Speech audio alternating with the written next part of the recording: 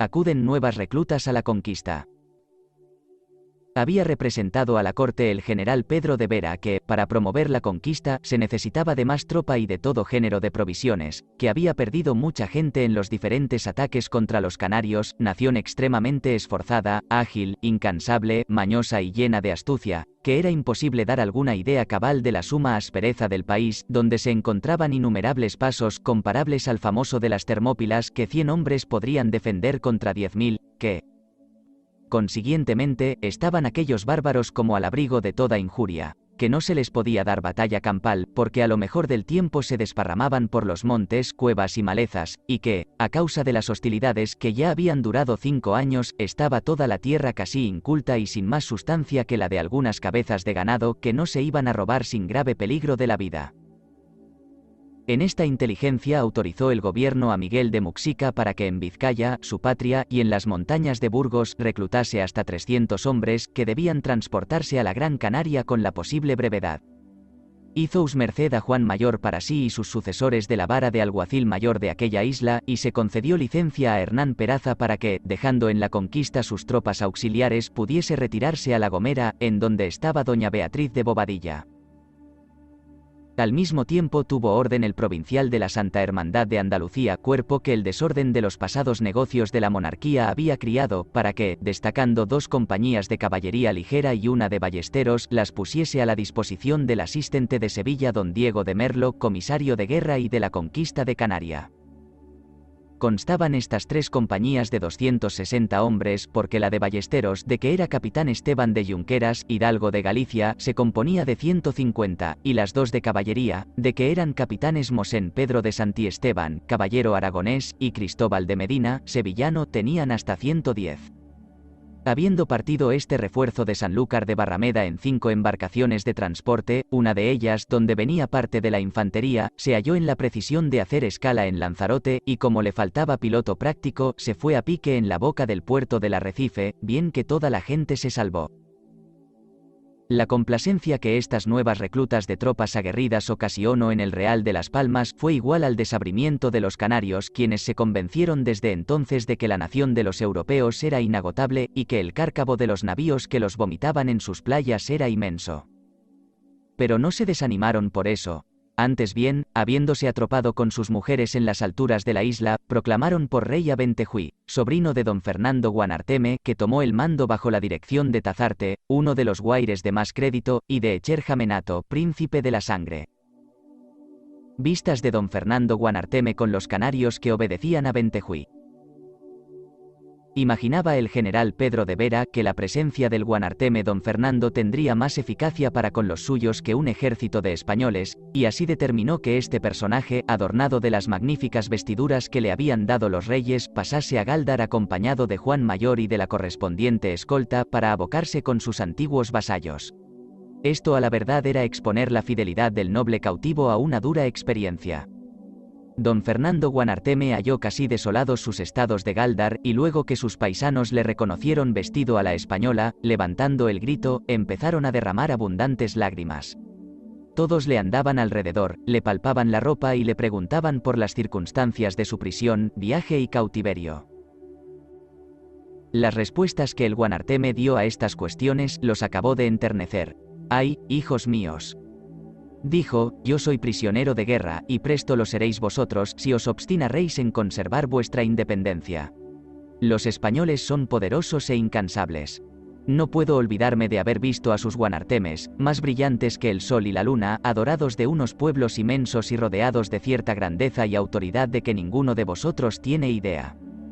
Desengañémonos, la pobre Canaria no puede resistir a las fuerzas de esta innumerable nación, siendo como es una corta peña colocada en medio del mar y nosotros a manera de un marisco despreciable que habita en ella. ¿Habéis visto acaso que éste se defienda mucho tiempo de los pescadores? Los reyes de España os prometen entera libertad, en caso de que queráis ser pueblo suyo, y yo como vuestro príncipe y Guanarteme, humillado a sus pies, les he ofrecido vuestra fidelidad y vasallaje. ¿Me haréis mentir? Yo soy ya cristiano. Es necesario que también vosotros lo seáis. Como este discurso solo persuadió a los que ya estaban persuadidos, se echó de ver que la mayor parte del gentío, adicto al nuevo Guanarteme y gobernado por el magnánimo Tazarte, se exhaló en quejas y reprehensiones amargas. Decían, también Tenesor Semidan, que nosotros llamábamos el bueno, se ha puesto del bando de los que nos persiguen, cuando él era el primero que debía morir por la libertad de la patria. No, este no es hijo de Artemi, que nos defendió de Bettencourt. ¿Cuánto ha degenerado? Anda, Guanarteme, indigno de tu nacimiento y de tu nombre, vuelve a que los pérfidos europeos te engañen. Vuélvete a ser el panegirista de esos mastines de presa. Vuélvete, y déjanos siquiera morir con honra. Pero no, no te vayas, todavía tienes súbditos que poder mandar. Mándalos y verás cómo pierden la vida defendiéndose. Quédate con nosotros. Todavía Canaria no ha desaparecido del mundo, y aquí la tienes toda sobre estos cerros.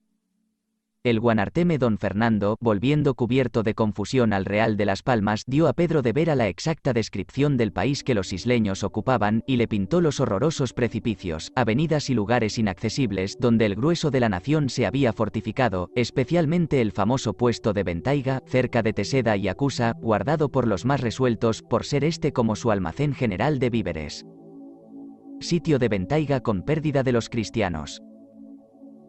Hallándose entonces Pedro de Vera con más fuerzas que ninguno de sus predecesores, formó el proyecto de llevarlas contra el enemigo para atacarle en sus guaridas y bloquear el puesto de Ventaiga, discurriendo que, si cortaba los mantenimientos al crecido número de hombres, mujeres y niños encerrados en él, se rendirían todos a discreción. Sin embargo, después de 15 días de bloqueo, todavía aseguraban los desertores que tenían suficientes provisiones para algunos meses, por lo que resolvió el general forzar el paso a punta de espada. El éxito manifestó la temeridad de la empresa, porque, habiéndole defendido los bárbaros con valor increíble, arrojando sobre los nuestros dardos, troncos de árboles y piedras disformes que adquirían en los desfiladeros un ímpetu asombroso, tocó Pedro de Vera la retirada y, después de haber dejado en el campo 8 hombres muertos, marchó con los heridos a Acairo y Tirajana, donde se hicieron algunas presas de ganado menor. Ataques de los puestos de Titana, Amodar y Fataga. Orgullosos con esta ligera ventaja, se animaron los nuestros a avanzarse a la fortaleza de Titana, colocada en la cima de un peñasco muy eminente y escabroso, donde la naturaleza, ayudada del arte, parecía haber puesto al abrigo de todo insulto a cuantos se refugiaban en ella. Pero como el general Vera la hizo atacar improvisamente por sus tropas y por una partida de isleños desertores prácticos en aquellos desfiladeros, logró desalojarlos, matarles 25 hombres y saquearles todas las provisiones que tenían allí almacenadas. Cuando los bárbaros entendieron que los nuestros habían abandonado a Titana para marchar hacia otros puestos, volvieron a ocuparle, fortificándose de modo que no pudiesen experimentar segunda sorpresa. El general Vera intentaba entonces atacar el gran pueblo de Sendro por 2 partes, a cuyo fin se adelantó por una don Fernando Guanarteme, a la cabeza de 500 canarios cristianos. No dejó el Faicán Aitami de recibirles denodadamente con 2000 hombres en la cuesta, pero como se viese acometido al mismo tiempo por los españoles, no pudo hacer mayor defensa, y huyeron los suyos consternados después de haberse rendido más de 300. Ni pararon aquí las operaciones de esta campaña, porque el general deseaba ganar al enemigo otro puesto reputado por inexpugnable y situado sobre cierta altura, rodeada por toda su circunferencia, hasta la distancia de un tiro de fusil, de una roca escarpada que solo tenía una avenida muy estrecha. Sobre esta altura, pues, que forma una especie de galería, se levanta otro cerro de subida muy áspera, en cuya cumbre hay una mesa, donde nace un arroyo.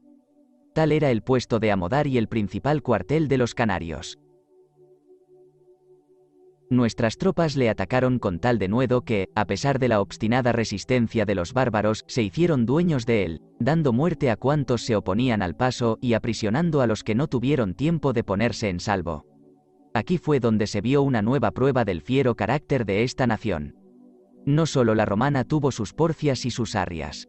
2 mujeres, por no caer en manos de sus enemigos, corrieron intrépidamente hacia uno de aquellos precipicios y, arrojándose de ellos, se hicieron 1000 pedazos. Abreu Galindo asegura que, hasta su tiempo, se llamaba aquel el risco de las mujeres. De Amodar marcharon los nuestros a Fataga, otro lugar fuerte, situado sobre una sierra áspera que allanaron del mismo modo. Esta campaña, a la verdad, tenía más visos de una batida contra fieras, refugiadas en las malezas de los bosques, que de una guerra contra criaturas racionales.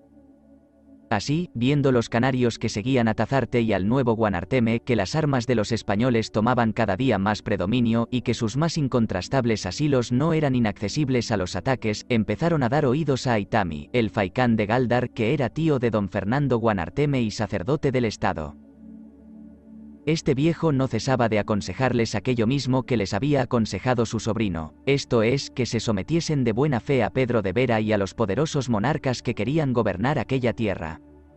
Pero cuando el valeroso Tazarte observó que la mayor parte de los suyos seguía el dictamen de un cobarde, abandonando la salud de la patria, arrebatado de dolor y de frenesí, corrió al borde del célebre risco Tirma de Gáldar y, clamando en voces muy altas Atis Tirma, se precipitó al mar. Entonces el faicán, seguido de sus partidarios, se pasó al campo español y se bautizó, tomando el nombre de Juan Delgado, en honor de cierto oficial que fue su padrino. Juan Delgado se halló después en la conquista de Tenerife y de La Palma, donde tuvo repartimiento de tierras. Ataque de Ajódar.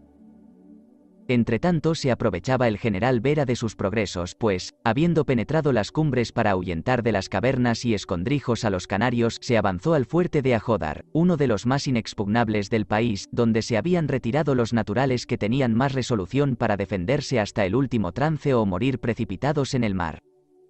Pedro de Vera llamó sus oficiales a consejo de guerra, y en él determinó forzar el puesto, emprendiendo el ataque por el lado de la marina y que para ello tomase Miguel de Muxica las mejores tropas con advertencia de que no acometiese hasta tanto que recibiese segunda orden. Era el proyecto embestir el fuerte por dos partes. Pero poseído este oficial de un intempestivo ardimiento, y teniendo aquella precaución por una especie de pusilanimidad, empezó a trepar por el cerro con su cuerpo de ballesteros hasta alojarse en el primer repecho, sin que los canarios se opusiesen. Esta inacción de los bárbaros era malicia solapada. Así, apenas observaron que los españoles proseguían ufanos empeñándose en la subida, salieron de sus parapetos de tropel y, dando gritos desaforados, echaron a rodar sobre ellos troncos y peñascos tan disformes que los derrotaron e hicieron pedazos sin poder subir ni retirarse. La carnicería fue tal, que corría la sangre en arroyos por aquellas laderas. Miguel de Muxica y casi todos sus vizcaínos quedaron allí muertos, pudiendo creerse que ningún español hubiera salvado la vida, si Pedro de Vera, cuando tuvo noticia del desastre, no hubiese corrido a cubrirles la retirada con don Fernando Guanarteme, a quien los canarios conservaban algún respeto.